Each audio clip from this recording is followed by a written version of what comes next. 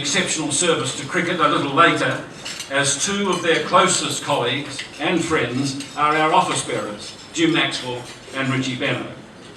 Before I call on them, I would like to acknowledge some special guests, and perhaps we can recognise them collectively after their introductions. The Premier Barry O'Farrell is here, and he's a staunch supporter of the club. Senator John Faulkner, always a joy to see him coming off short or long run. Arjoy Joshi from Nilgiri's restaurant, a long-time donor and sponsor. Shari Hurley from the Sargood Centre, and the indefatigable all-rounder from Summers Pass, Barry Knight. So please collectively welcome.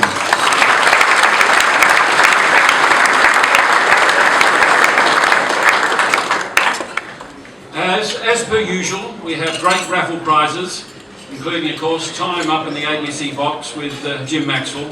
And this year we are introducing ballot bidding, a new fundraising process to assist our disabled sports initiatives.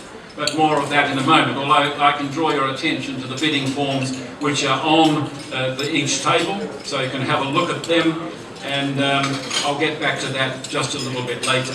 As usual, it's a crowded but exciting morning at the start of a test match. Ladies and gentlemen, while we were aware that Tony Greig and CMJ were battling cancer, their deaths have come as a shock. Greig, the renowned rebel, and CMJ, the archetypal home county establishment gentleman. I tell you what, if the ferryman has them on the same journey to the hereafter, the conversation's going to be priceless. No one in this country knew CMJ better than our President. So to formally welcome you and to fondly remember CMJ, please welcome Jim Maxwell.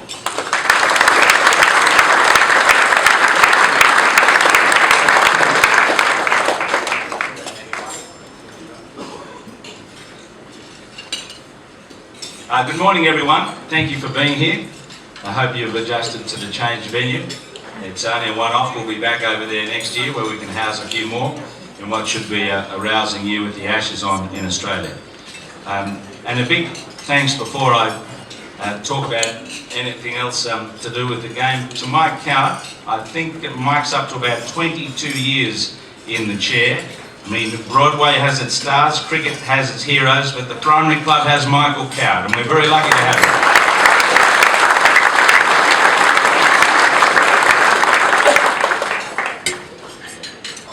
Yes, it's as Mike said, it's been a subduing couple of days with the death of two very well-known cricket personalities.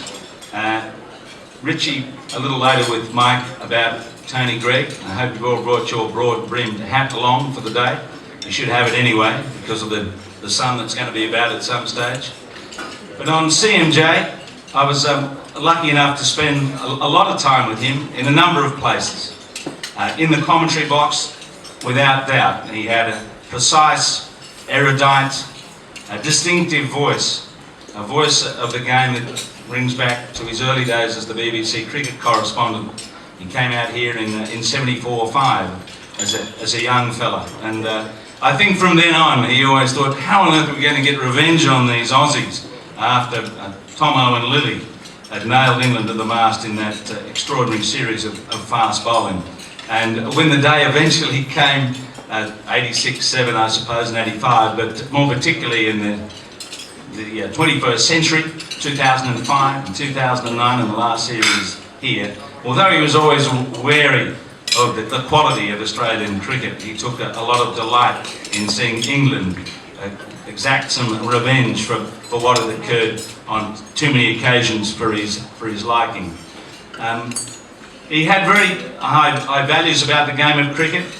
WSC did not sit well with him, not because he begrudged the players earning any money, that was great, but I think he was always worried. He was certainly ambivalent about what would occur as a result. And I think like a lot of us who felt the same at the time, it's been a relief to discover that what occurred in that period is really been a marking point in the history of the game, and pretty much for the betterment of it through the entertainment and the rewards that have come to the players. So beyond that, of course, he wrote prolifically about the game, and his commentary and the time that I worked with him was memorable because he was never lazy with language. He always had a word to describe what most of us would think it was a good hit through the covers. He smeared that to the boundary, or he mowed it to the boundary, or he heaved that over deep backward square. And wasn't that a smooth shot played down the ground? He was a master of language, and I think he embellished his broadcast with that, and a real love for the game, a care for the game, and that came about more particularly when he was made president of the MCC, which was a unique distinction for someone who was not a first-class frontline cricketer. And he revelled in the opportunity of enjoying that, working hard on that role as the president of the MCC.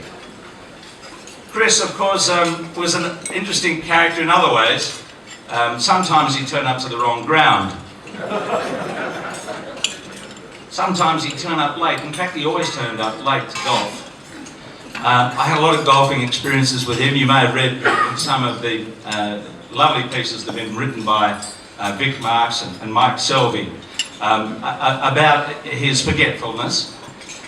And the fascinating thing about playing golf with him at West Sussex was that he always brought his border collie, Pepper, with him. This is probably not something known in this country. In fact, I can't think of any golf club that would tolerate you bringing your pet, your dog, for a walk around the course. And I used to say to Chris, "You're going to keep that dog on a leash, aren't you?" And he said, "Oh yes, it'll be all right, it'll be all right."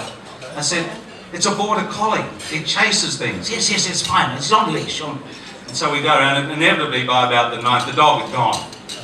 And that would be the first of Chris's. He hated swearing, and he'd say, "Fish cakes and buttercup pie, where's Kepper?"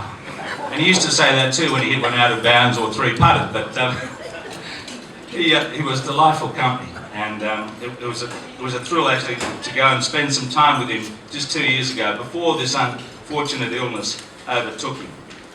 He could be extraordinarily irreverent, of course, and you'll excuse this indulgence because it goes back about 20 years to when he spoke at the Primary Club in 1991 and again in 2006. He was a brilliant mimic and a very good after-dinner speaker. And he had a turn of phrase, not just behind the microphone, but when he stood up to speak. And his best opening line, and still a great opening line, and apologies if this is not politically correct or in any other way correct, but he'd be standing here like this at the start of the show and say, "Isn't it an extraordinary world that we live in? We can put a man on the moon, but not on Martina Navratilova."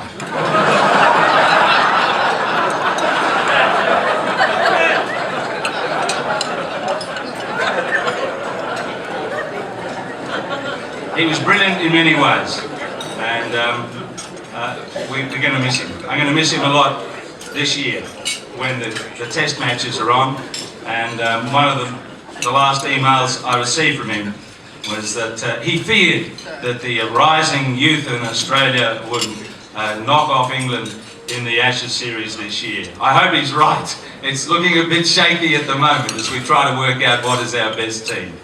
But CMJ, a wonderful human being and very generous to all the young people who came along.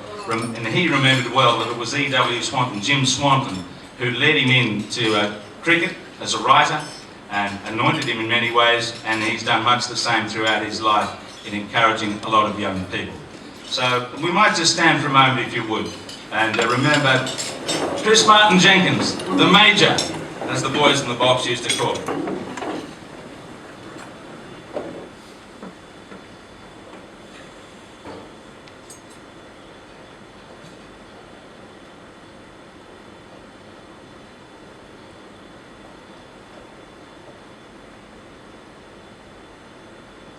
Thank you.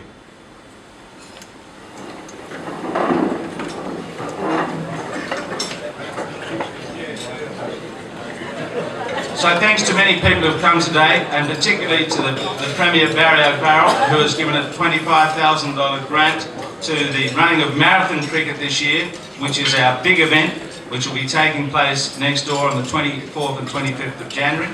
Lots of teams taking part, and it's a signature event for the Primary Club. So if you're not participating, please come along and enjoy all of that, and the party that takes place on the first night. As they say, it's all on the website. That's an easy way out these days, isn't it? You can read about it all on the website. You probably won't read immediately about our 4-1 series win in the Golden Oldies in Adelaide, despite the fact that Jeff Bertko went close to doing his hamstring and Sandy Morgan did. They got through it with an outstanding performance. Our colleagues from the primary club in Melbourne are having a 2020 Lindsay Hassett event on the 28th of February at the MCG. So the cue from the SCG is to get the MCG on board with the help of Cricket Victoria, and there are places available there to play in that event on the 28th of February. So there is plenty happening with this club, including our involvement with the Cauliflower Club. All those fellas with horrendous ears have come to join us, and we're looking forward to having the rugby boys on board as we find ways to continue to get all of your donations going to the best cause. So thank you very much for being here today. Enjoy the test match and enjoy being involved with the primary club.